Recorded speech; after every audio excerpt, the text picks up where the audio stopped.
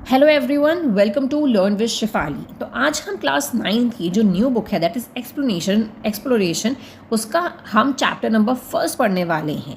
ठीक है, chapter number first जो है आपको ये चीज़ बताता है कि आखिर हम साइंस में क्या क्या चीज़ें हमारी इस बुक में न्यू ऐड हुई है, क्या क्या चीज़ें हमें इसके अंदर पढ़नी होगी।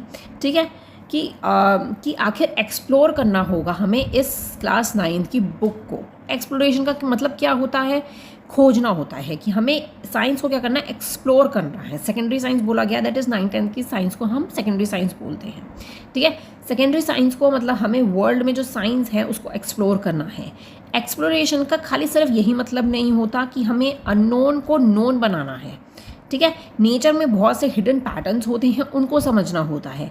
वाई और हाउ का आंसर ढूंढना होता है। आखिर ये चीज़ हमें पता है, लेकिन ये चीज़ कैसे है, क्यों है, इन सब के आंसर्स हमें ढूंढने होते हैं। साइंस शुरू तब होता है जब इंसान जो है, हम लोग ये चीज़ पूछेंगे कि क्यों, कैसे, ये चीज़ कैसे हुई, क्यों हुई, किस वजह से हुई, ये आखिर डिस्कवरी कैसे हुई है इसकी। ठीक है, जब तक हम ये क्वेश्चंस नहीं पूछेंगे तब तक हमारी साइंस जो है इनकम्प्लीट है। ठीक है, तो इस चैप्टर में हम बहुत सी साइंस के बारे में पढ़ने वाले हैं। ठीक है, कि हमें क्या क्या चीज़ें इस बुक में एक्सप्लोर करनी है। तो चलिए हम line by line explanation start करते हैं। In the middle stage, science invited you to be curious and observe the world closely, to ask question and to find out how things work. Middle stage किसकी बात करी जा रही है? That is 6th, 7th और 8th class की बात करी जा रही है, जिसमें आपने साइंस की बुक का नेम क्या था? That is curiosity. Science invite to be curious. तो मिडिल स्टेज में आपने 6th, 7th, 8th में बहुत ही क्यूरियोसिटी के साथ आपने साइंस को पढ़ा है। आपने वर्ल्ड को एक्सप्लोर करा है क्लोजली, क्वेश्चंस को आस्क किया गया है, आपने थिंग्स फाइंड आउट की है उसमें। ठीक है, in our journey we discover that science began with wonder and grew through the careful experiment. अब साइंस की जो डिस्कवरीज हैं, अब हम इस जर्नी में जो चीज़ साइंस के बारे में पढ़ेंगे वो चीज़ें कैसे ग्रो करेंगी, हमें केयरफुली बहुत से एक्सपेरिमेंट्स पढ़ने को मिलेंगे। इसके अंदर बहुत ही कलरफुल डायग्राम्स हमें इस बुक में मिलने वाले हैं। ठीक है, we connected ideas across the world of the living and the non living. इसमें आइडियाज़ कनेक्ट होंगे टू द वर्ल्ड में लिविंग और नॉन लिविंग थिंग्स से। वर्ल्ड में जो है आइडियाज़ कनेक्ट किया जाएंगे। As you now enter the secondary stage. अब हम सेकेंडरी स्टेज दैट इज़ 9-10 की जो बुक्स हैं, 9th में हम एंटर कर रहे हैं। इसमें जर्नी हमारी कंटिन्यू हो रही है, but with an emphasise on the deep exploration. लेकिन हमारा एम्फोसाइज क्या है? हमें डीप एक्सप्लोरेशन करना है, हमें डीपली, बहुत अंदर डीपली जाके हमें चीज़ों को समझना है, टॉपिक्स को समझना है। साइंस खाली इस बारे में नहीं होती कि हमें कितना पता है, साइंस इस बारे में होती है हाउ वी नो इट, हमें ये चीज़ कैसे पता है। ठीक है, science is not only about what we know but also about how we know it. How observation led to a measurement, कैसे ऑब्जर्वेशन जो है मेजरमेंट तक पहुंचती है, कैसे पैटर्न्स को सिंबल्स और इक्वेशंस की हेल्प से एक्सप्रेस किया जाता है, कैसे मॉडल्स को बिल्ड किया जाता है जिससे हमारा एक कॉम्प्लेक्स सिस्टम जो है रिप्रेजेंट हो सके। हमारे आइडियाज़ जो हैं वो टेस्ट होते हैं, फिर रिवाइज्ड होते हैं और समटाइम डिस्कार्ड भी होते हैं। मतलब कि कभी आपको कोई आइडिया आया किसी चीज़ से रिलेटेड, साइंस से कोई टॉपिक से रिलेटेड, आप उसको टेस्ट करोगे, दोबारा से उसको रिवाइज करके देखोगे, कभी कभार वो चीज़ फेल भी हो जाएगी। आपने जो सोचा है एक्सपेरिमेंट के बारे में वो चीज़ नहीं हो पाएगा और वो एक्सपेरिमेंट क्या हो जाएगा? रिजेक्ट हो जाएगा। ठीक है, साइंस स्टार्ट ही क्यूरियोसिटी के साथ होती है, फिर हमें ऑब्जर्व करना होता है, एक्सपेरिमेंट करना होता है, तब जाके हम किसी कंक्लूजन पे पहुंच पाते हैं। ठीक है, आइडियाज़ चेंज होते हैं और डिस्कार्ड भी करे जाते हैं।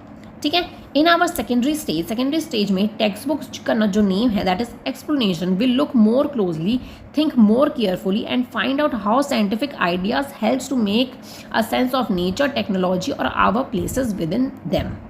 तो इसमें क्या है, एक्सप्लोरेशन की बुक में हम बहुत ही केयरफुली, बहुत ही क्लोजली हम पढ़ने वाले हैं, बहुत ही केयरफुली हम सोचने वाले हैं।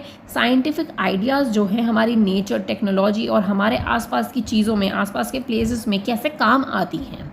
ठीक है, वो सब चीज़ें हम इसके अंदर पढ़ने वाले हैं। मैं इस चैप्टर के नोट्स जो है ना उसकी मैं 1-2 दिन में वीडियो ला दूंगी। नोट्स में आपको और भी अच्छे से क्लियर होगा ये चैप्टर, मेन पॉइंट्स मैं उसमें लिख दूंगी, आप नोट्स बना पाओगे उससे। ठीक है, तो अभी हम लाइन टू लाइन ही पढ़ेंगे। To reflect the approach of this book, the page numbers have been thoughtfully designed and are framed by the magnificent glasses and the compass.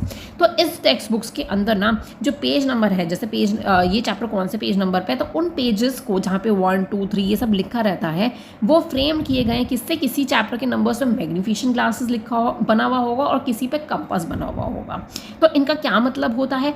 Magnified glass हमें ये बताता है कि इस चैप्टर को आपको केयरफुली ऑब्जर्वेशन करना है, हमें पैटर्न्स को नोटिस करना है, बहुत ही अटेंशन पे करनी है, अदरवाइज आप मिस कर दोगे उस चीज़ को। ठीक है, तो मैग्नीफाइड ग्लास जो है अगर किसी उस पर बन रहा है तो दैट मीन्स आपको बहुत अच्छे से ऑब्जर्व करना है पूरे ही चैप्टर को।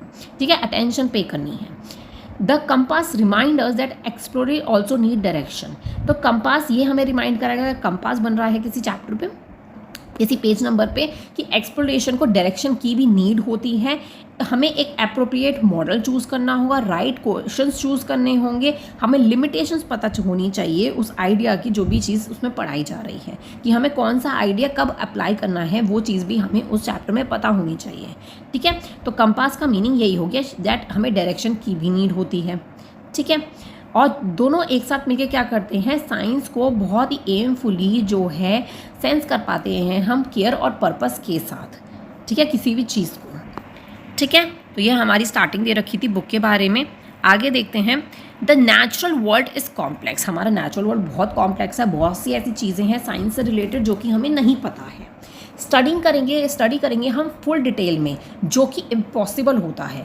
ये पूरे नेचुरल वर्ल्ड जो बहुत ही ज़्यादा कॉम्प्लेक्स है उसको स्टडी करना बहुत ही ज़्यादा इम्पॉसिबल होता है। क्यों इम्पॉसिबल होता है? क्योंकि जब हम किसी टॉपिक के डीपली अंदर जाते रहेंगे तो वो चीज़ें हमें लर्न करने में भी प्रॉब्लम होगी और इतना डीपली हम पढ़ नहीं पाएंगे।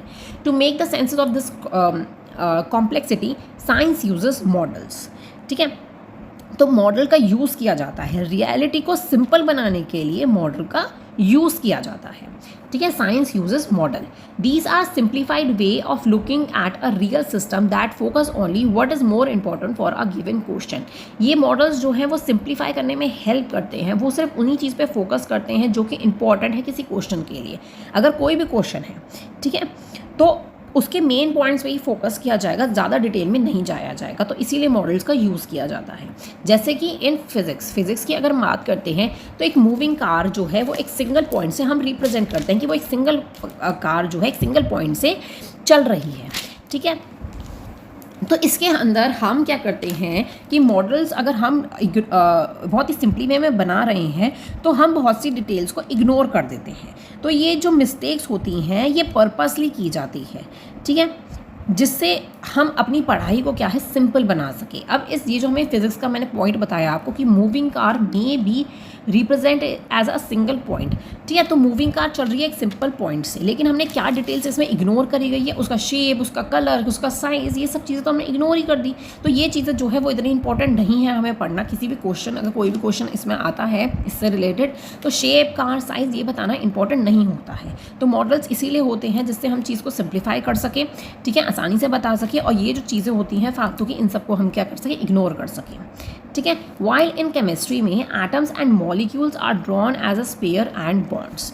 तो केमिस्ट्री की अगर हम बात करें तो एटम्स जो हैं आपको स्पेयर की और बॉन्ड्स के साथ आपको ऐसे शोन किया जाता है, लेकिन इसके अंदर कौन सी चीज़ें इग्नोर करी जाती है, इलेक्ट्रॉन्स का जो क्वांटम बिहेवियर होता है वो चीज़ इग्नोर कर दी जाती है इसमें। ठीक है, बायोलॉजी की हम बात करें, बायोलॉजी की, तो cells are shown as a diagram highlighted the key parts. तो अगर हम बायोलॉजी की बात करें तो आपको क्या है, डायग्राम्स के थ्रू लेबल किए जाते हैं डायग्राम्स, सेल्स को इम्पॉर्टेंट पार्ट्स को ही जो है हाईलाइट किया जाता है, अंदर डीपली सेल्स के अंदर नहीं जाते हैं कि इंडिविजुअल मॉलिक्यूलर इंटरेक्शंस जो होते हैं, जो छोटे छोटे सेल्स होते हैं, उनको बारे में हमें नहीं बताया जाता है। ठीक है, और इन अर्थ साइंस में क्या होता है, earth will be treated as a smooth fair layer into the distinct regions. तो इसको एक अर्थ को कैसे ट्रीट किया जाता है, एक स्मूथ स्फेयर होती है जिसमें डिफरेंट रीजन्स होते हैं, डिस्टिंक्ट रीजन्स होते हैं, लेकिन इसके अंदर माउंटेन्स, वैली, ओशन डेप्थ, ये सब चीज़ों को इग्नोर किया जाता है। ठीक है, तो इग्नोर मतलब इसमें बोला जाता है कि बच्चों के लिए पढ़ाई जो है सिंप्लीफाई करता है क्या चीज़, मॉडल्स। ये सब जो चीज़ें होती हैं इन सबको इग्नोर कर दिया जाता है, जिससे कि हम ज़्यादा डीपली ना जाएं और हम जो हैं बहुत अच्छे से इन कंसेप्ट को समझ सकें। Building such models involves making assumptions and deliberately ignore certain details. Ignore कर दी जाती है कुछ certain details को. For example when studying the motion of a falling object, जब हम किसी ऑब्जेक्ट को ऊपर से गिर रहे हैं, उसका मोशन हो रहा है, तो क्या चीज़ हमने इग्नोर कर दी है? एयर रेजिस्टेंस उसकी इग्नोर कर देते हैं। हाँ, to understand the basic effect of gravity, gravity को समझने के लिए हम एयर रेजिस्टेंस को क्या कर देते हैं? इग्नोर कर देते हैं। In biology when studying how the heart pumps blood many individual cells are ignored। हाँ, हार्ट जब पंप करता है ब्लड तो इंडिविजुअल सेल्स जो होते हैं उनको इग्नोर कर दिया जाता है। डायग्राम में आप देखोगे, हार्ट का डायग्राम आपको पता है, तो उसके अंदर छोटे छोटे सेल्स होते हैं, उनको वो इग्नोर कर देते हैं हम लोग, ठीक है, उनके बारे में हमें नहीं पढ़ाया जाता है। So that the organ can be understood has a functioning system, उसका फंक्शनिंग सिस्टम अच्छे से समझ सके, इसीलिए इंडिविजुअल सेल्स को क्या कर दिया जाता है? इग्नोर कर दिया जाता है। Remember that these are the choices are not mistake. They are done on purpose to keep the thing simple enough but still allow us to find the answer to what we are looking for. ये चीज़ आपको याद रखनी है कि ये जो है कोई मिस्टेक्स नहीं होती कि हम ये चीज़ें इग्नोर कर रहे हैं, ये सब पर्पसली किया जा सकता है कि हम सिंपली उसको समझ सकें, हमें स्टिल अलाउ है कि हम उसका आंसर फाइंड आउट करें। आगे हम फाइंड आउट करने वाले हैं कि कैसे कैसे हम ये चीज़ें करते हैं, लेकिन ये मिस्टेक नहीं होती, ये पर्पसली किया जाता है जिससे हमें अच्छे से कोई भी चीज़ समझ आए, ठीक है। एग्जाम्पल 1.1 पढ़ते हैं हम। अ क्रिकेट शॉट, अब क्रिकेट शॉट की हमें बात करी जा रही है। Think of the cricket ball being hit for a six. हमने क्या करा, हमने सोचा कि क्रिकेट बॉल जो है वो हिट करिए, उसका 6 हुआ है, ठीक है। You want to make a simple model, आपको बनाना है। What details would you include and what would you ignore. अब आप अंदर मतलब आप क्या इंक्लूड करोगे और क्या चीज़ इग्नोर करोगे, ये आपको बताना है, ठीक है। अगर आप प्रेडिक्ट करो कि बॉल जो है वो बाउंड्री लाइन तक क्रॉस हो रही है 6, तो उसके लिए आपको क्या चीज़ चाहिए होगी? उसका मास, स्पीड, डायरेक्शंस ऑफ हिट, ये चीज़ें आपको चाहिए होगी। लेकिन आप इग्नोर क्या कर दोगे? Colour of ball, brand of the bat, amount of the grass on the field, इन सब की नीड नहीं होती है, ठीक है। एक की आइडिया क्या होता है कि as a model become more complex, more details add कर सकते हो आप ग्रेटर एक्यूरेसी के लिए, ठीक है। हम पढ़ लेते हैं इसमें क्या लिखा है। We must ask will the ball cross the boundary without hitting the ground first. आप सबसे पहले ये पूछोगे कि बिना ग्राउंड को टच किए हुए बाउंड्री के बाहर गई है ball. For this thing like brand of the bat, colour of the ball, the amount of the grass on the field will make a no difference. इन चीज़ों का कोई यूज़ नहीं होता, इससे कोई डिफरेंस नहीं आता है। On the other hand the mass of the ball, the speed and the directions in which it was hit will be very important. तो मास, स्पीड, डायरेक्शंस ये इंपॉर्टेंट होती है। Air resistant, the spin of the ball and the switching of the thread at the seam has a greater effect that can be ignored in the simple model में ये चीज़ें ignore करी जाती है। Air resistance, spin off the ball, कैसे spin किया उसने, ये सब चीज़ें जो है वो इग्नोर किया जाती है। As we build more and more complex model, जितना हम मॉडल को कॉम्प्लेक्स और भी ज़्यादा मुश्किल बनाते जाएंगे तो उसके अंदर हम एक्स्ट्रा डिटेल्स को ऐड करेंगे फॉर द ग्रेटर एक्यूरेसी के लिए, ठीक है।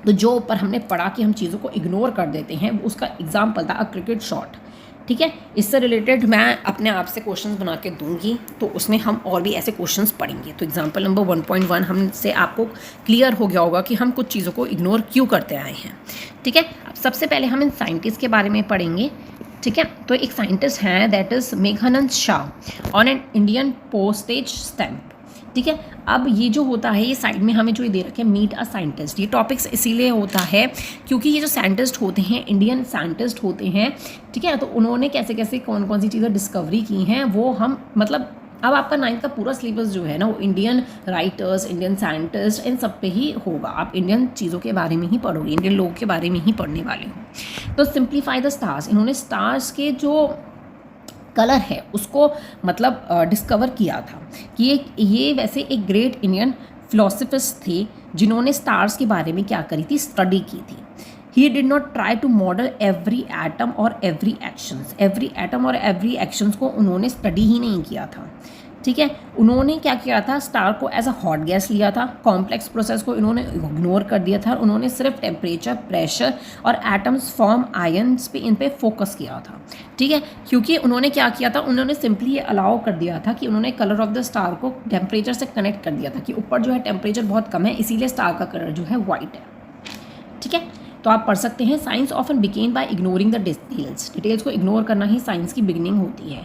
When philosophist Meghnad Saha study the light from the star, कि स्टार की जो लाइट है वो उसके बारे में स्टडी किया, तो he did not try to model every atom, every reaction, every movement inside a star. उन्होंने ये सब चीज़ें ट्राई ही नहीं करी कि वो मॉडल कर सके इन सब चीज़ का। Instead he treated matter in the star as a hot gas. उन्होंने एज अ ट्रीट किया, इन्होंने कॉम्प्लेक्स प्रोसेस को इग्नोर कर दिया। फोकस किस पे किया? टेम्परेचर, प्रेशर्स और एटम्स फॉर्म करते हैं आयंस, इन पे फोकस किया। This simplifies allow him to explain how the colour of the star is deeply connected to their temperature, कि जो कलर होता है स्टार का वो कैसे डीपली कनेक्ट होता है। ठीक है, तो उन्होंने इस चीज़ पे ही फोकस किया था। तो ये एग्जांपल था कि उन्होंने बहुत सी चीज़ों डिटेल्स जो हैं वो क्या कर दी थी? इग्नोर कर दी थी। ठीक है, तो ये ग्रेटर एग्जाम्पल हो जाता है कि कैसे इग्नोर करी जाती है डिटेल्स, इसीलिए जो है एक पावरफुल डिस्कवरीज भी हो पाती हैं। ठीक है, हमने दो चीज़ें पढ़ी, देखिए तो हमने एग्जाम्पल पढ़ा और इन साइंटिस्ट के बारे में पढ़ा। इससे हमें यही चीज़ पता चली कि इग्नोर डिटेल्स करना, इसीलिए हम पावरफुल डिस्कवरीज जो हैं कर पाते हैं। ठीक है, अब ये जो है ये डिस्कवरीज इग्नोर क्यों की जाती है ये भी तो बताइए। जैसे फॉलोइंग ऑब्जेक्ट की हमने बात करी, हमने इग्नोर किया एयर रेजिस्टेंस। हार्ट की हम बात करी तो इंडिविजुअल सेल्स को हमने इग्नोर किया। ग्रेटर डिस्कवरीज के लिए तो किया हमने, है ना। तो ये चीज़ आपको याद करनी है और ये आप लाइन ऐड कर सकते हो उसमें। ठीक है, कि आखिर हमने डिटेल्स इग्नोर क्यों करते हैं।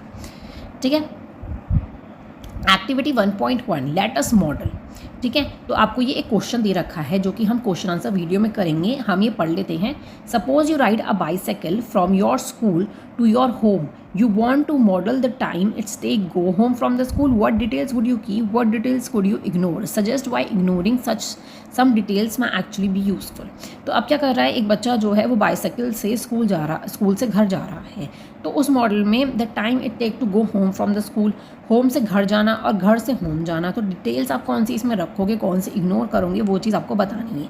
या आप ऐसा होमवर्क लिख लो, आप खुद इसमें लिखो आंसर। नेक्स्ट वीडियो में, क्वेश्चन आंसर्स वीडियो में मैं आपको बताऊंगी कि इसका आंसर्स क्या होगा। ठीक है, आगे हम पढ़ लेते हैं। As you explore the science more deeply you will notice that it uses a language in a very careful and the precise way. अब इसमें हम साइंस की लैंग्वेज के बारे में बात कर रहे हैं कि साइंस की जो लैंग्वेज होती है ना वो बहुत ही केयरफुली और प्रिसाइज वे में यूज़ किए जाते हैं वर्ड्स। जो एवरीडे में वर्ड्स होते हैं like force, work, cells, reactions, इनका स्पेसिफिक मीनिंग होता है साइंस में। एवरीडे में तो हम वैसे ही यूज़ कर रहे हैं, लेकिन साइंस में इनका कुछ ना कुछ स्पेसिफिक मीनिंग होता है। तो ये जो मीनिंग्स होते हैं ये बहुत स्पेसिफिक होते हैं क्योंकि साइंटिफिक आइडियाज़ जो है इससे कम्युनिकेटेड किया जाता है बहुत ही क्लियरली। साइंटिस्ट जो हैं वो वर्ड, पूरे वर्ड में जो हैं इन वर्ड्स की वजह से ही डिस्क्राइब करते हैं, ऑब्जर्वेशन रिजल्ट्स को कंपेयर करते हैं, आइडियाज़ को बिल्ड करते हैं एक साथ, और साइंस की जो लैंग्वेज है उसको शेयर करते हैं और दी स्पेसिफिक टर्म्स की हेल्प से ही वो शेयर कर पाते हैं एक दूसरे को। ठीक है, आपको समझ आ गया। पहले ऑब्जर्व करना, फिर रिजल्ट को कंपेयर करना, आइडियाज़ बिल्ड करना एक साथ, और फिर उस जो भी चीज़ हुई है, जो भी उन्होंने बिल्ड किया है उसको एक स्पेसिफिक टर्म्स की स्पेसिफिक लैंग्वेज में शेयर किया जाता है। जैसे सिंबल्स एंड यूनिट्स की लैंग्वेज में। क्वांटिटीज़ की अगर हम बात करें, that is mass, velocity, forces, electric current, इनको सिंबल्स के थ्रू रिप्रेजेंट किया जाता है। मास का सिंबल हो गया m, वेलोसिटी का हो गया v, फोर्स का हो गया F एंड इलेक्ट्रिक करंट का हो गया I। तो ये डिफाइंड यूनिट्स होती हैं जिनका हम यूज़ करते हैं साइंस में, आपने पढ़ रखा होगा। ठीक है, तो अब आपको यह पता चल गया कि हम स्पेसिफिक लैंग्वेज होती है। ठीक है, तो हम जो है साइंटिस्ट जो हैं इन्हीं टर्म्स की हेल्प से जो है एक दूसरे को लैंग्वेज शेयर करते हैं साइंस की कि ये आइडियाज़ बिल्ड हुए हैं। तो क्वांटिटीज़ जो हैं और सिंबल्स जो हैं वो बहुत इंपॉर्टेंट रोल प्ले करते हैं साइंस के अंदर। ठीक है, टू मेक मोर प्रिसाइज, इसको और भी ज़्यादा प्रिसाइज करने के लिए, ये तो सिंपल लैंग्वेज में मैंने अभी आपको बताया कि सिंबल्स होते हैं।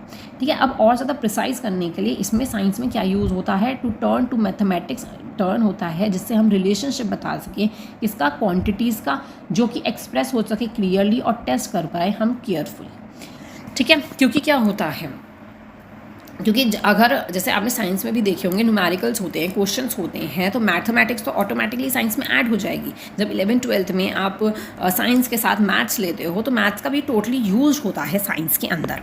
ठीक है, तो इसीलिए मैथमेटिक्स भी साइंस के अंदर क्या होती है, इंक्लूड की जाती है। This can sometime feel challenging, कुछ टाइम ये चैलेंजिंग फील होता है साइंस के साथ मैथमेटिक्स का यूज़ करना, लेकिन ये इंपॉर्टेंट है ये चीज़ याद रखनी कि मैथमेटिक्स जो है ये हर्डल नहीं है, ये आपको चैलेंज चार्जेस नहीं देता है। ये एक लैंग्वेज है जिससे आप पूरे वर्ल्ड में आप बहुत क्लियरली जो है इसको सीख पाओ। ये इक्वेशंस जो हैं ये कोई कैलकुलेशन टूल नहीं होते, ये कुछ सर्टेन थिंग्स होती हैं जिससे एक स्टेटमेंट रेडी हो सके। ठीक है, जैसे फॉर एग्जांपल मैं बताती हूँ, डिस्क्राइबिंग मोशन यूनिक क्वांटिटीज़। कोई भी मोशन को हम क्वांटिटीज़ की हेल्प से कर रहे हैं, जैसे डिस्टेंस, टाइम, वेलोसिटी, जो कि क्वेश्चन का आंसर अलाउ करता है। About where an object will be at a later movement पे, उस मूवमेंट पे वो ऑब्जेक्ट कहाँ था। डिस्टेंस, टाइम और वेलोसिटी हमारी हेल्प करता है। इसी वे में मैथमेटिक एक्सप्रेशंस जो हैं वो केमिकल रिएक्शंस की जो रेट्स होते हैं उसको डिस्क्राइब करता है। पैटर्न ऑफ पॉपुलेशन ग्रोथ को बताता है। चेंजेस इन एनर्जी में कितने चेंजेस हो रहे हैं, एनर्जी जो होती है नंबर्स में होती है, तो उसमें मैथमेटिक्स का यूज़ अपने आप ही आ जाएगा।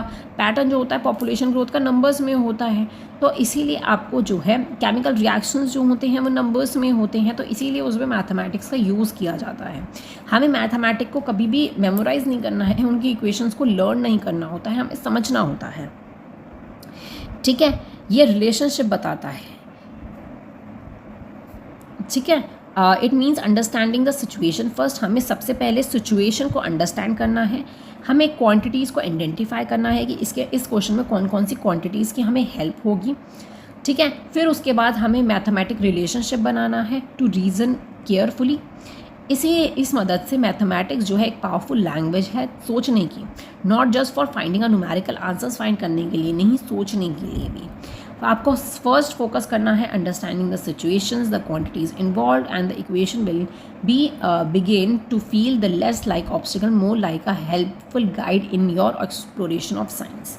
ठीक है, मैथमेटिक्स के बारे में हमने यही चीज़ पढ़ी कि मैथमेटिक्स कोई भी हर्डल नहीं होता है। मैथमेटिक्स में आपको सिर्फ लर्न नहीं करना है, मेमोराइज नहीं करनी इक्वेशंस, आपको सबसे पहले सिचुएशन को आइडेंटिफाई करना है कि क्वेश्चन में हमें क्या चीज़ दे रखी है, फिर उसमें क्वांटिटीज़ को इन्वॉल्व करना है कि कौन से सिम्बल्स जो हैं, वेलोसिटी, फोर्स, ये सब इसमें से कौन सा यूज़ हो रहा है। देन उसके बाद उस इक्वेशंस में आपको मैथमेटिक्स जो है मैथमेटिक का रिलेशनशिप बना के उसको न्यूमेरिकल क्वेश्चन को सॉल्व करना है। इसीलिए मैथमेटिक जो है वो हेल्प करता है आपको साइंस को एक्सप्लोर करने में। ठीक है, कोई भी ये ऑब्स्टेकल नहीं होता है मैथमेटिक्स। ठीक है,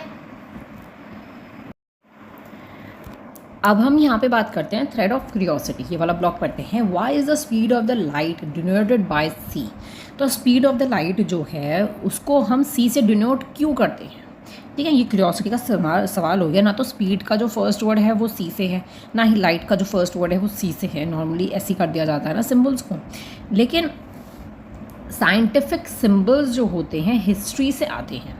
ठीक है, are based on the international agreement के अकॉर्डिंग जो है सिम्बल्स जो हैं हिस्ट्री के अकॉर्डिंग, और इंटरनेशनल एग्रीमेंट्स जो होते हैं किसी भी ऑब्जर्वेशन को लेकर, किसी भी वर्ड को लेकर, not necessary of the observation of the convenience के हिसाब से हम जो है कि स्पीड जो है लाइट की उसको हम एस से डिनोट कर दे या एल से डिनोट कर दे, ये चीज़ नेसेसरी नहीं होती है। ये हिस्ट्रीज़ और इंटरनेशनल एग्रीमेंट्स पे ही होती है। जैसे speed of the light is usually denoted with the symbols of C, क्योंकि ये कहाँ से आई है, एक लैटिन वर्ड होता है दैट इज़ सेलेट्रियस। आपने इसके बारे में जो है ये नाम सुना भी होगा, इसका मतलब होता है स्पीड। ठीक है, लैटिन वर्ड होता है सेलेट्रियस जिसका मतलब स्पीड होता है, तो उसलिए जो है सी से डिनोट किया जाता है, हिस्ट्री से उठाया गया है। जैसे आपने लैटिन वर्ड्स के बारे में पढ़ा होगा, उसके मीनिंग बताते हैं कि ये लैटिन वर्ड है तो ये वहाँ से उठाया गया है। ऐसे ऐसे साइंस में बहुत चीज़ें होती हैं। The speed of the light is one of the physical contract defined to be exactly 299792458 minute per second. ठीक है, तो ये आपको याद रखना है कि स्पीड क्या होती है लाइट की, और आप सी से डिनोट क्यों करते हो। बुक में दे रखा है तो क्वेश्चन भी आ सकता है। ठीक है, ये आपने क्यूरियोसिटी वाला एक क्वेश्चन पढ़ लिया है। अब रेडी टू गो बियॉन्ड के बारे में हम पढ़ते हैं। इसमें क्या हमें चीज़ दे रखी है, aeroplane fuel miss calculation. Aeroplane का फ्यूल जो है वो मिस कैलकुलेट कर दिया गया। ठीक है, अब इसमें हम क्या बताने वाले हैं रेडी टू गो बियॉन्ड में कि जो हमारे स्टैंडर्ड्स यूनिट्स होती हैं, यूनिट्स जो होती हैं आपको पता होगा, that is metre, kilogram, seconds, kelvin. Electric current का होता है एम्फ्रेयर, तो इसके सिंबल्स होते हैं। ठीक है, फिजिकल क्वांटिटीज़, लेंथ, मास, टाइम, इसको हम ऐसा यूनिट्स में कैलकुलेट करते हैं। ठीक है, तो ये बहुत इंपॉर्टेंट होती है। जैसे प्लेन में क्या, अभी इसमें हम रेडी टू गो बियॉन्ड में हम प्लेन के बारे में पढ़ेंगे, तो इसमें रॉन्ग यूनिट्स का यूज़ कर लिया गया, जिससे कि बीच रास्ते में जो फ्यूल ख़त्म हो गया क्योंकि हमने क्या करा, रॉन्ग यूनिट्स का यूज़ कर लिया, इसीलिए हम हर बारी जो है स्टैंडर्ड्स यूनिट का ही यूज़ करते हैं। फिजिकल क्वांटिटीज़ का हम नेम नहीं लेते हैं, हमेशा ऐसा यूनिट्स का ही नेम लेते हैं। हमेशा हर चीज़ मीटर्स, किलोग्राम, सेकेंड्स, अल्फा, जो ऐसा यूनिट्स होते हैं उन्हीं का ही यूज़ किया जाता है। ठीक है, तो इंपॉर्टेंस ऑफ यूनिट बहुत ज़रूरी टॉपिक है इसके अंदर। उसका एग्जाम्पल हमें दे रखा है, एरोप्लेन फ्यूल मिस कैलकुलेट करे हो गया जो उसके वर्कर्स थे। In the well known incident, ये एक वेल नोन इंसिडेंट है, passenger aircraft run out of the fuel mid flight due to the mixup in units में मिक्सअप हो गया। द फ्लाइट नीडेड 22,300 किलोग्राम फ्यूल्स इन टोटल, तो टोटल फ्यूल उसे कितना चाहिए था, इतना चाहिए था। But the ground crew miscalculated the fuel required, उन्होंने मिस कैलकुलेट कर लिया फ्यूल कितना रिक्वायरमेंट है।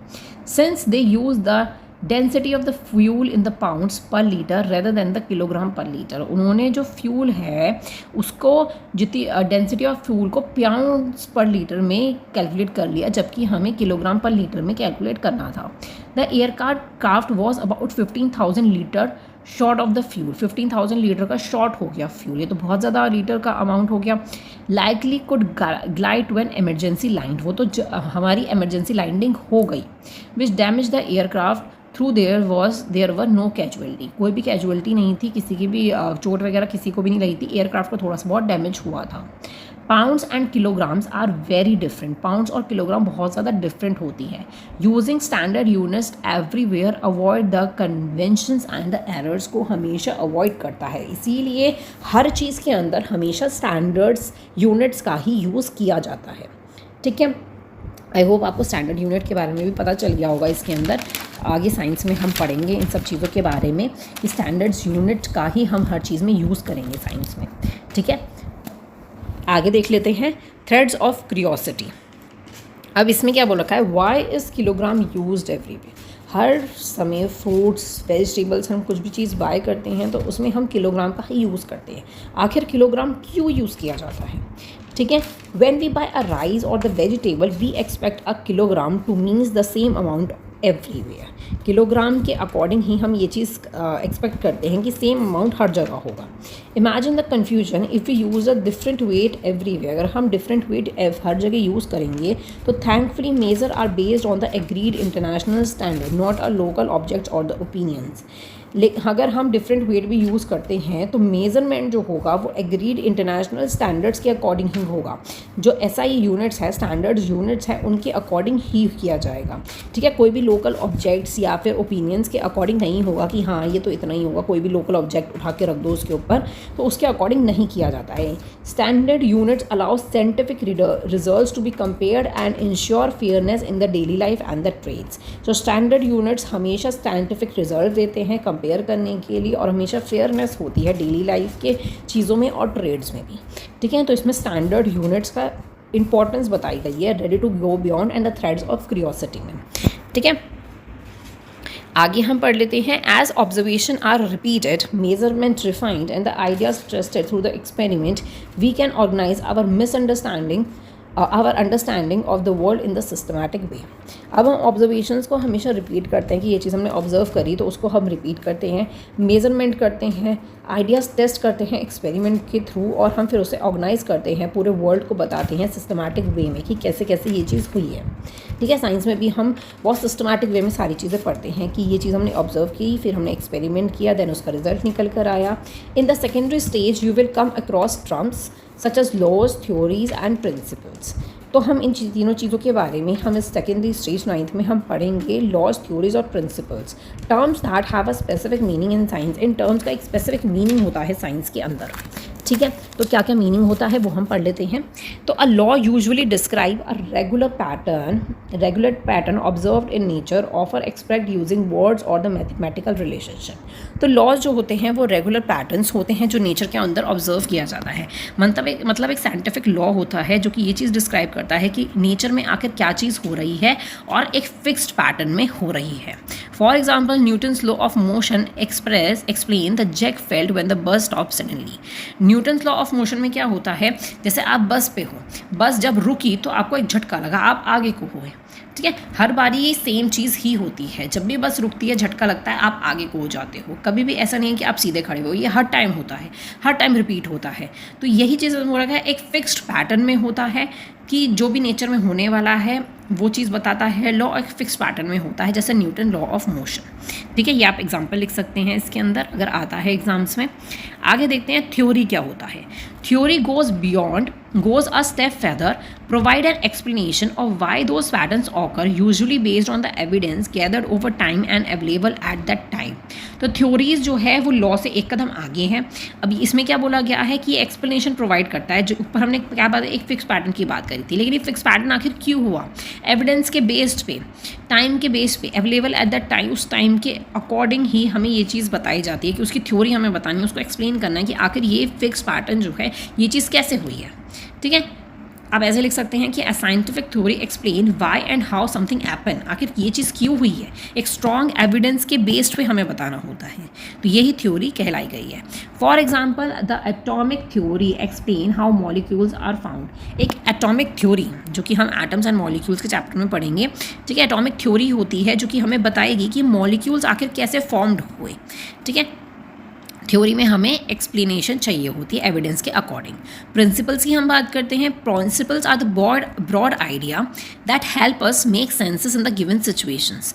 प्रिंसिपल्स एक ब्रॉड आइडियाज होता है जो कि गिवन सिचुएशंस में हमारी हेल्प करता है।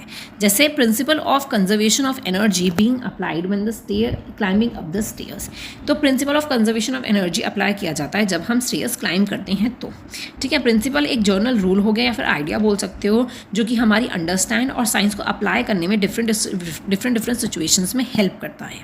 ठीक है, तो ये हो गए हमारे प्रिंसिपल्स। हमने तीनों टर्म्स के बारे में अच्छे से पढ़ लिया है जो उसका स्पेसिफिक मीनिंग होता है साइंस के अंदर। ठीक है, do remember that in science a theory does not mean a guess और an untested idea. It is an explanation based on a careful testing and critical examinations. These ideas are always open to improvement and often changes as a new evidence becomes available.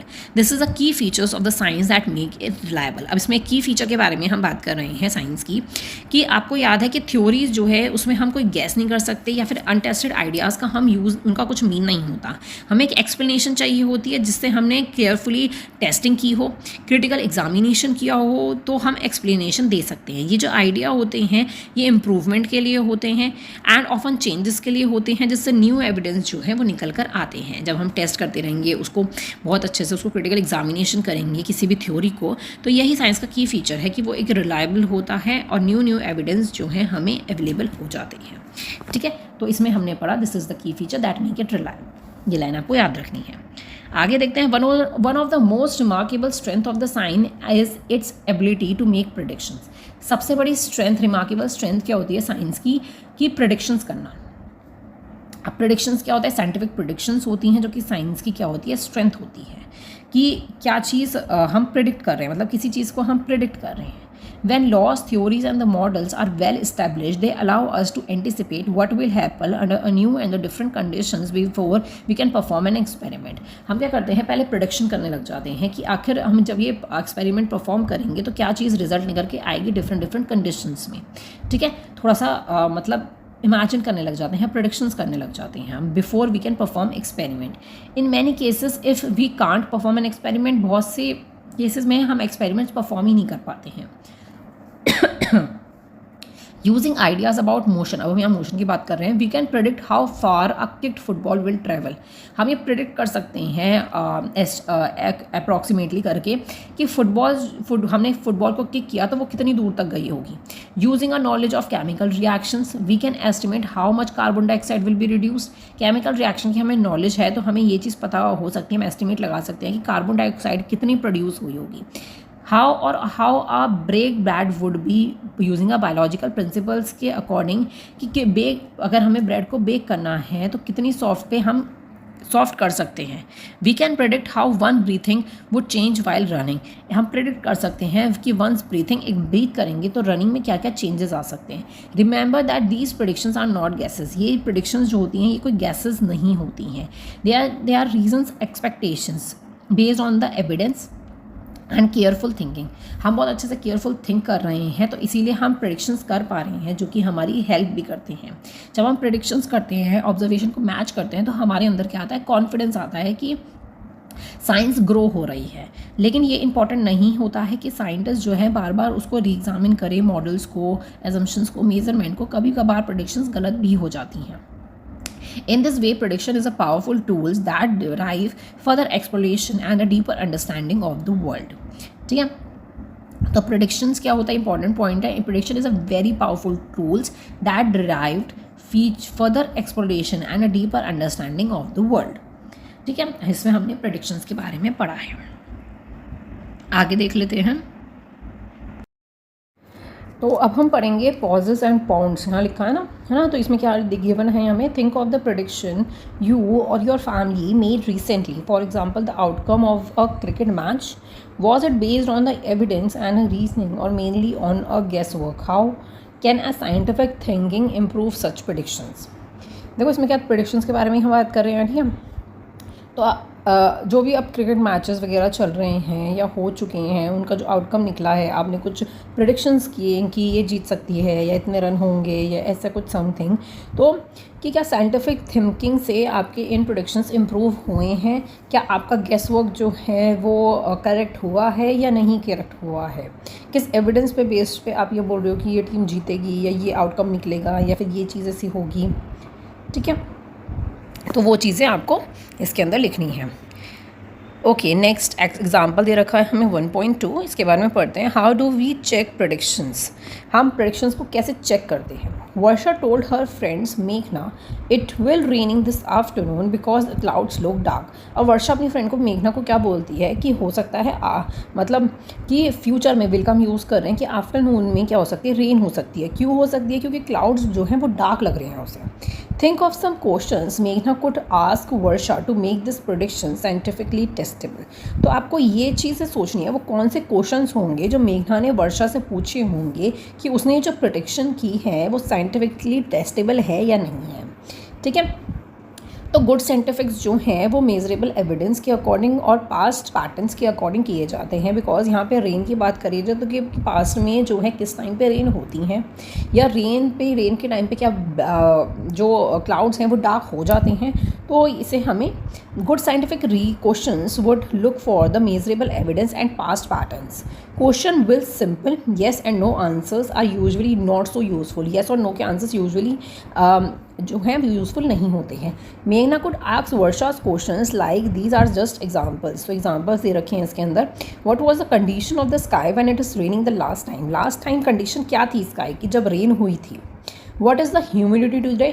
तो humidity आज कैसी है? Was it above 80% the last time it rain? क्या 80% है last time से? Was it today's wind speed and the temperature? क्या है temperature और स्पीड और directions? Is the temperature dropping like it did before the recent rain? के time पे जो टेम्परेचर जब ड्रॉप होना शुरू हो गया था, बिकॉज ठंड होने लग जाती है तो बारिश का टाइम होता है। Questions like these ask about measurable datas and the past patterns which go beyond मेरे क्लाउड्स लुक डार्क। ये लाइन से कुछ ज़्यादा ही ऊपर होती है ये सब चीज़ें, पास्ट पैटर्न, मेजरेबल डाटा को देखना। क्योंकि वेदर फोरकास्ट भी जब जैसे हम फ़ोन में चेक कर देंगे आज बारिश होगी या नहीं होगी, कभी कभार उनका प्रेडिक्शन करेक्ट भी होता है और कभी कभार रॉन्ग भी होता है। उनका प्रेडिक्शन किस बेसिस पे होता है? जो पहले का पास्ट पैटर्न्स हैं, मेजरेबल डाटा हैं कि बारिश हो सकती है, ह्यूमिडिटी वगैरह, ये सब चीज़ें जो हैं वो देखी जाती हैं। टेम्परेचर कैसा है, प्रेशर कैसा है, ह्यूमिडिटी कैसी है, विंड कैसी है, तो ये सब चीज़ें उसमें लिखी हुई आती है अगर आपने देखी हो तो। ठीक है, तो रेडी टू गो बियॉन्ड वही है जो हमने बात करी वेदर फोरकास्ट की, वही क्वेश्चन हमें दे रखा है। Why do weather forecast sometimes go wrong? Sometimes गलत क्यों हो जाता है? जैसे इसमें वेदर फोरकास्ट में दे रखा होता है कि 2 दिन बाद बारिश होगी और वो बारिश नहीं होती, तो इसका मतलब वो उनकी प्रेडिक्शन जो वेदर फोरकास्ट जो है वो गलत हो गया। क्यों हो जाता है वो गलत? Weather depend on many changing factors such as temperatures, pressure, humidity and wind. मैंने आपको अभी बताया ये सब चीज़ें उसमें लिखी हुई आती है। Weather forecast use measurables and measurements and models का वेदर फोरकास्ट क्या होती है यूज़ करती है, but very tiny differences in the conditions can grow over time. बहुत ही टाइनी डिफरेंसेस होते हैं कुछ कंडीशंस में जो ओवर टाइम के साथ ग्रो किए जाते हैं and lead to something completely different. This is why the forecast are usually reliable for the few hours or even a few days but let certain further into the future। Forecast जो होता है बहुत ही reliable होता है कुछ घंटों के लिए या कुछ डेज़ के लिए, जैसे आप बोल सकते हो। ठीक है, तो इन बहुत से फैक्टर्स पे डिपेंड करती है वेदर फोरकास्ट, तो इसीलिए कभी कभार प्रेडिक्शंस जो हैं वो गलत हो जाती हैं। ठीक है, आगे हम देखते हैं even the most successful scientific theories have limits and may fail when the new conditions are explored and when major biases becomes more precise. बहुत से सक्सेसफुल साइंटिफिक थ्योरीज होती हैं, उनकी कुछ लिमिटेशंस होती हैं और वो फेल भी हो जाती हैं, क्योंकि न्यू कंडीशंस जो हैं वो उसमें एक्सप्लोर की जाती है, उसके अंदर कि आखिर क्यों चीज़ फेल हो रही है, तो न्यू कंडीशंस इंक्लूड हो जाती हैं। बहुत ही कुछ मेजरमेंट्स जो होते हैं वो और भी बहुत ज़्यादा प्रिसाइज कर दिए जाते हैं। Such failures are not the weakness of science. ये साइंस की वीकनेस नहीं होती है, बल्कि जब और न्यू चीज़ें जो हैं, न्यू कंडीशंस जो एक्सप्लोर होती हैं, ये तो एक स्ट्रेंथ है, ये एक फैक्ट है, ठीक है। When predictions do not match the observation, scientists do not reject the ideas based on the opinion and the belief, but only on the evidence. Predictions जो हैं जब observation से मैच नहीं करती है तो साइंटिस्ट जो हैं उस आइडिया को रिजेक्ट नहीं करते हैं, उस एविडेंस को रिजेक्ट कर देते हैं और दूसरा एविडेंस जो है वो ढूंढने लग जाते हैं, ठीक है। No scientific theory is ever final और नॉर इज़ बियॉन्ड क्वेश्चन। कोई भी साइंटिफिक थ्योरीज जो होती है वो फाइनल नहीं होती है, किसी क्वेश्चन के बियॉन्ड नहीं होती है। This is openness to being corrected by the nature itself when has allowed the science to help us in understanding the world we live. तो ये ओपननेस है कि नेचर जो है उसको करेक्ट कर देती है या फिर साइंस अलाउ करती है कि जिस वर्ल्ड में वो रह रहे हैं वो हेल्प कर सके साइंस। थ्रेड्स ऑफ क्यूरियोसिटीज़, तो मतलब ऊपर वाले पैराग्राफ में हमने यही समझा कि जो भी कंडीशंस होती हैं, जो भी आइडियाज़ होते हैं वो रिजेक्ट नहीं किए जाते हैं, वो एविडेंस उसका फेल कर दिए जाते हैं, लेकिन आइडियाज़ पे हम वाई एंड हाउ का टैग लगा ही देते हैं कि ये चीज़ क्यों हुई है, हम दूसरा एविडेंस ढूंढने लग जाते हैं। तो इसीलिए कोई भी साइंटिफिक थ्योरीज जो होती हैं वो फाइनलाइज नहीं की जाती है, ठीक है। बिकॉज न्यू कंडीशंस जो हैं हमेशा साइंटिफिक थ्योरीज में आती ही रहती है, लिमिटेशंस होती हैं, वो फेल भी होती हैं, फिर वो करेक्ट भी हो जाती हैं, तो ये सब चीज़ें होती रहती हैं। थ्रेड्स ऑफ क्यूरियोसिटी, दोबारा से क्यूरियोसिटी का क्वेश्चन आ गया। Checking viral claim on the social media is eating food harmful during an Eclipse. Eclipse का क्या मतलब होता है, जो ग्रहण लगते हैं ना, तो उस टाइम पर बोला जाता है कि खाना नहीं खाना चाहिए। जो हमारा खाना ओपन होता है जैसे दूध वगैरह, उसमें हमें तुलसी का पत्ता डाल देना चाहिए, तो वो खाना ख़राब नहीं होता है, वो चीज़ें ख़राब नहीं होती है, तो ये चीज़ बोला गया है। तो ये क्यूरियोसिटी के साथ आकर ये चीज़ें क्यों होती है वो हमें बताना है। फूड जो है वो इक्लिप्स के टाइम पे नहीं खाया जाता है बिकॉज हार्मफुल होता है। ये डिसप्रूव है, ये कोई सिंपल साइंटिफिक क्वेश्चन है। ये इक्लिप्स एक शैडो है, इसका कोई भी फिजिकल चेंज नहीं होता, कोई टेम्परेचर चेंज नहीं होता है हमारा। फूड बैड नहीं होता है, अगर शेडो में लेफ्ट कर दिया जाए तो आप इस कंक्लूजन पे पहुंचते हो कि कोई भी फिजिकल, केमिकल या फिर बायोलॉजिकल मैग्नीशियम सपोर्ट नहीं करता है इस क्लेम को कि हाँ खाना ख़राब होता है या नहीं होता है, ठीक है। तो साइंटिफिकली इसमें कोई भी ऐसा क्लेम नहीं है कि खाना आपका ख़राब होगा या नहीं होगा। वो चीज़ फिजिकली, केमिकली और बायोलॉजिकली ये चीज़ सपोर्ट नहीं कर रही है, मतलब साइंस जो है वो इस चीज़ को सपोर्ट नहीं कर रही है। तो इसमें आप देख सकते हैं, you will conclude that new physical and the chemical and the biological mechanism support such a claim. ये क्लेम सपोर्ट नहीं करती है, ठीक है। As you continue your journey through the science in grade 9th or 10th, you will gradually develop the habits of thinking that are useful far beyond the classroom. A helpful strategy is to first understand the situations being studied and then identify the quantities that matters and finally make a rough estimate to check whether an answers make a sense. तो ये जो 9th और 10th की आपकी journey होगी ना, इसमें आप सोचने की हैबिट आपको आ जाएगी आखिर ये चीज़ क्यों हुई है। आपको एक स्ट्रैटेजी आपको हमेशा याद रखनी है कि आपको सिचुएशन को अंडरस्टैंड करना है, उसके बाद क्वांटिटीज़ को आइडेंटिफाई करना है और एक रफ़ एस्टिमेट बनाना है कि आपका जो आप चेक करोगे कि आपका आंसर जो है कोई सेंस प्रोवाइड कर रहा है या नहीं कर रहा है। Exact values are not always necessary. Exact values कभी भी नेसेसरी नहीं होती है अर्ली स्टेज ऑफ रीजनिंग की। जब हम सोचना स्टार्ट करते हैं तो उस स्टेज पे अर्ली एग्जैक्ट वैल्यूज़ की ज़रूरत नहीं होती है। इंपॉर्टेंट पॉइंट है ये, ठीक है। Often an appropriate estimation is enough to tell us whether the result is reasonable or impossible. Appropriate estimation he necessary होता है ये बताने के लिए कि ये जो result है ये reasonable है या फिर impossible है। Learning to estimate help you to build intuitions, detect errors and develop confidence in your thinking. Estimate को learn to estimate help करता है intuitions को error detect करने में, आपका confidence build करने में। Science value careful reasoning perhaps much more than accurate calculations. Science reasoning में बहुत हेल्पफुल करता है कि वैल्यूज़, साइंस की वैल्यूज़ जो है वो केयरफुल रीजनिंग में हेल्प करती है एक्यूरेट कैलकुलेशन से भी ज़्यादा, ठीक है। तो ये चीज़ें आपको इसके अंदर पढ़नी है कि एग्जैक्ट वैल्यू की ज़रूरत नहीं होती, आप ज़्यादा से ज़्यादा सोचिए, बियॉन्ड टू द क्लास जो आपको पढ़ाया जा रहा है उससे भी बियॉन्ड आप आगे सोचिए, एग्जैक्ट वैल्यू की बिल्कुल भी नीड नहीं होती है। इसमें बोला गया है how much read to go beyond, how much rice would feed a family of 4 for a month के लिए हाउ मच राइस, कितनी राइस की ज़रूरत करेगी 4 जनों की फैमिली है एक मंथ के लिए, तो आपको वो राइस का कैलकुलेट करना है इसके अंदर। To make a rough estimate बनाएंगे हम, एज्यूम करेंगे कि calories needs come from the rice, calories जो है वो राइस से आती है। एवरेज एडल्ट जो होता है उसको 2000 से लेकर 2500 किलोग्राम पर डे जो है वो लगता है, ठीक है। Find out how many calories 100 gram of the uncooked rice provided when cooked and use this to estimate the daily requirement for the family। अब आपको ये चीज़ फाइंड आउट करनी है कि 100 ग्राम जो है अनकुक्ड राइस है, जब वो कुक हो जाएंगे तो एस्टिमेटली डेली रिक्वायरमेंट फैमिली का पूरा कर पाएंगे या नहीं कर पाएंगे। The aim is not to get an exact number, हमें नहीं चाहिए, लेकिन हमें ये चीज़ चेक करनी है कि आंसर्स जो है वो सेंस देता है या नहीं देता है। एज 100 gram for a month is clearly little, बहुत ही ज़्यादा कम है, ठीक है।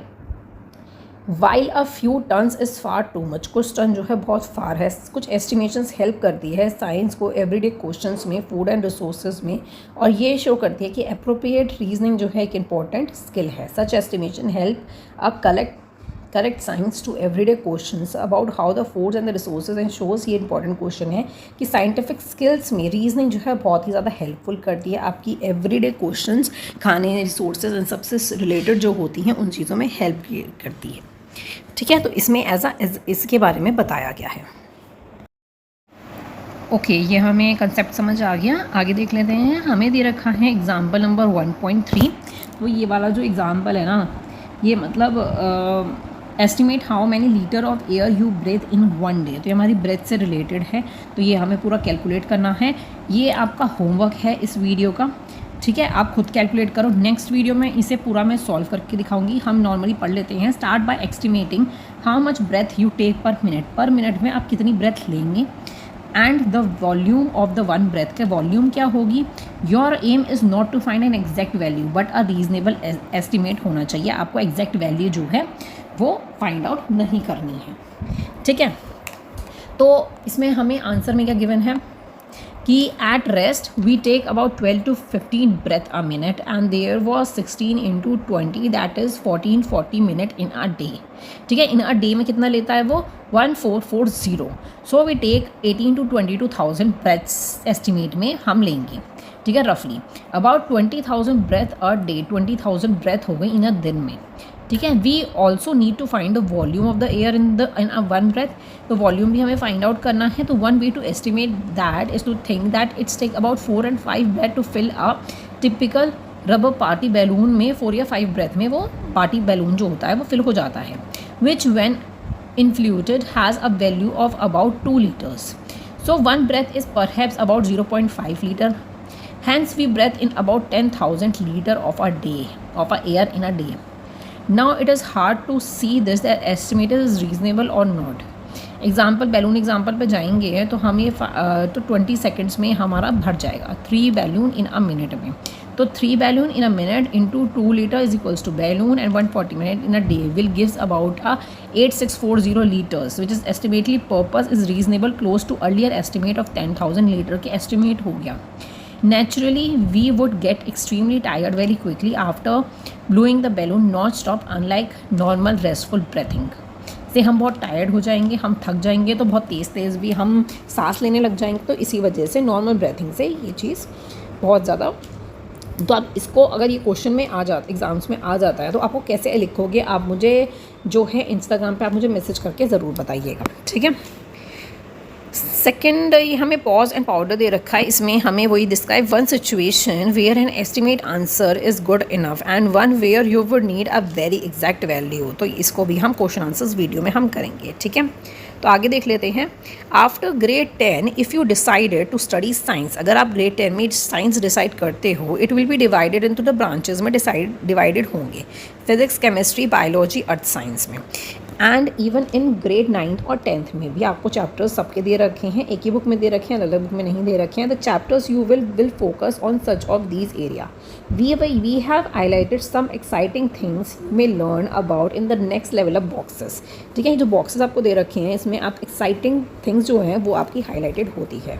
However do remember that the natural world does not have any such boundaries. Natural world में ऐसी कोई बाउंड्रीज नहीं होती हैं कि कहाँ पे फिजिक्स लगेगा, कहाँ पे केमिस्ट्री लगेगा, कहाँ पे बायोलॉजी, ऐसी कोई बाउंड्रीज नहीं होती है. बट जब हम पढ़ाई करते हैं साइंस की तो हमारे पास ये लेवल्स होते हैं. These divisions are made by us to only help organise knowledge, जिससे हमारी ऑर्गेनाइज हो सके नॉलेज, इसलिए ये डिवीज़न किया गया है. They are not dependent each other पे डिपेंडेंट नहीं है. Most of the real world problems today such as understanding climate changes, developing medicine, designing suitable technologies required idea from the several disciplines together. इन सबको ही मिला के जो है रियल वर्ल्ड लाइफ की प्रॉब्लम्स जो हैं वो सॉल्व की जाती है. Science also connect naturally with the mathematics, technology, arts and social के साइंस के साथ ही कनेक्ट होती है science. To make a sense of the world fully we need to collect multiple ways of knowing and expressing ideas, each enriching the values.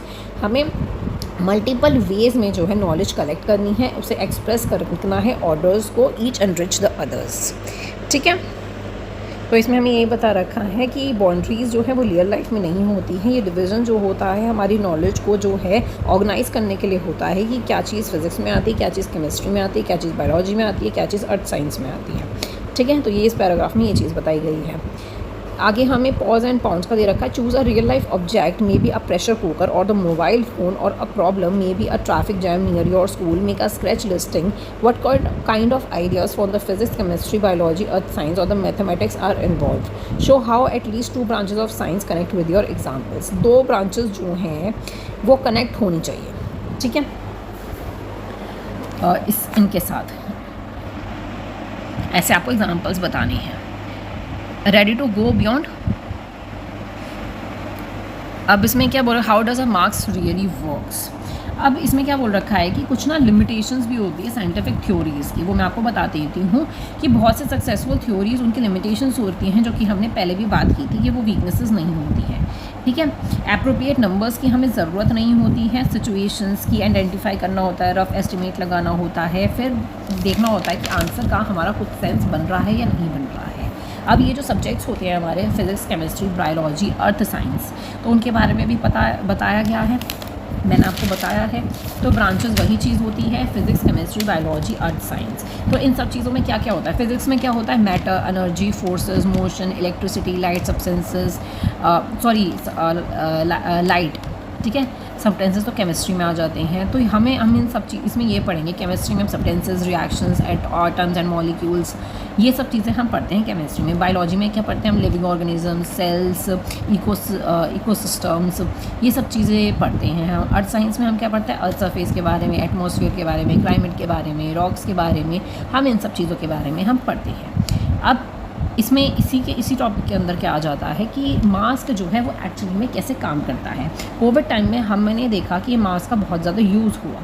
ठीक है, तो solving real problems required knowledge from the several branches of science. Several branches of science की help से हम real life की problems जो है वो सॉल्व कर सकते हैं. ड्यूरिंग द कोविड-19 pandemic we all used mask for safeties के लिए हमने कोविड टाइम में यूज़ किए थे.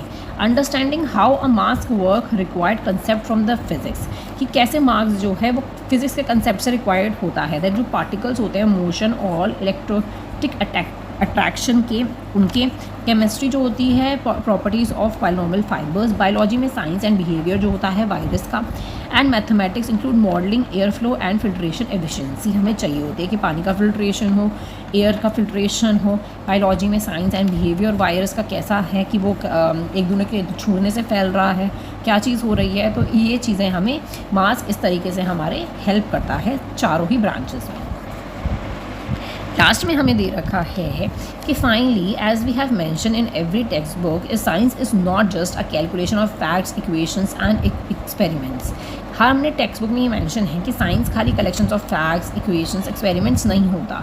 It is a human activity shaped by curiosity, creativity, calibration and careful questionings. तो ये एक ह्यूमन एक्टिविटी भी हो सकती है, मतलब science as a human activity की हम बात कर रहे हैं. ये खाली फैक्ट्स और इक्वेशंस पे नहीं होती, ह्यूमन एक्टिविटीज़ भी होती हैं। ह्यूमन को ही तो क्यूरियोसिटी आती है, फिर वो क्रिएटिविटी करता है, फिर दोनों को किसी ना किसी चीज़ को किसी से मिक्स करता है, फिर केयरफुल क्वेश्चनिंग करता है। It grow as people ask question, people ask करते हैं क्वेश्चन, फिर उस आइडियाज़ को टेस्ट करते हैं, शेयर करते हैं रिजल्ट्स और मिस्टेक से लर्न करते हैं। तो ये कौन करता है? ह्यूमन ही तो करता है, ये ह्यूमन की एक्टिविटी ही तो है। Science developed over time through the work of many individual across the different cultures and religions के साथ क्या होते हैं, साइंस जो है वो ग्रो कर रहा है। Even if you don't choose to study science beyond class 10, scientific thinking will be important in whenever you do. तो अगर आप क्लास 10th के बाद भी अगर साइंस को चूज़ नहीं करते हो, लेकिन साइंटिफिक थिंकिंग जो है एवरीडे में बहुत यूजफुल होती है। It help you to understand the technology that sounded you and help you to evaluate the information critically and making the sense of the world you live. तो ये technology जो है अंडरस्टैंड करने में हेल्प करता है, जिसमें हम रहते हैं, जो इन्फॉर्मेशन क्रिटिकली इवेल्युएट होती है, जो वर्ल्ड को सेंस करने में हेल्प करता है। As you begin the stage of exploration, science invite you not to learn about the world but also to learn how we are trying to understand it. इस stage पे जब आप आ गए हो, आप एक्सप्लोरेशन की जब स्टेज आप स्टार्ट कर रहे हो, तो साइंस आपको इन्वाइट इसीलिए नहीं कर रहा कि आप वर्ल्ड को जो है लर्न करो, याद करो कि वर्ल्ड में क्या क्या है, बल्कि ये ट्राई कर रहा है कि आप अंडरस्टैंड करो वर्ल्ड को, कि हाउ ये चीज़ कैसे हुई, क्यों हुई, पूछो, एक्सप्लोर करो चीज़ों को। ठीक है। Unmark on your journey of discovery, looking carefully through the magnifying glass of evidence and guided by the compass of curiosity. Happy exploring. तो लास्ट लाइन बहुत अच्छी हमें गिवन है कि जो जर्नी है आपकी डिस्कवरी की, एक्सप्लोरेशन की, इसमें आपको केयरफुली ये चीज़ याद रखिए कि मैग्निफिकेशन ग्लास है एविडेंस का और कंपास है क्यूरियोसिटी की। गाइड करेगा आपको कंपास क्या है क्यूरियोसिटी में। तो आपको एक्सप्लोर अच्छे से करना है। ठीक है। तो लास्ट में हमें यही दे रखा है कि साइंस एक ह्यूमन एक्टिविटी होता है, बिकॉज ये सब चीज़ें क्या कर रहे हैं, ह्यूमन ही तो कर रहे हैं, क्वेश्चन पूछ रहे हैं, फिर आइडियाज़ को टेस्ट कर रहे हैं, फिर रिजल्ट कर रहे हैं, कुछ मिस्टेक हो रही है तो उससे सीख रहे हैं और दोबारा ट्राई कर रहे हैं। ठीक है। आई होप आपको लाइन बाय लाइन जो एक्सप्लेनेशन है वो बहुत अच्छे से समझ आ गई होगी। नेक्स्ट वीडियो में मैं इसके नोट्स लेके आऊँगी, नोट्स बहुत ही ईजी लैंग्वेज में, और मैं उसको उन नोट्स को डालूंगी टेलीग्राम चैनल पे। अगर आपने टेलीग्राम चैनल मेरा अभी तक फॉलो नहीं किया हो तो फॉलो ज़रूर कर लीजिएगा। लिंक आपको मैं कमेंट सेक्शन में दे दूँगी, पिन कर दूँगी, तो आप वहाँ से जाके टेलीग्राम चैनल ज़रूर फॉलो कर लीजिएगा। इंस्टाग्राम पेज का लिंक भी मैं आपको डिस्क्रिप्शन में दे दूँगी, आप वो भी जाके फॉलो ज़रूर कर लीजिएगा। Thank you so much for watching. Bye bye.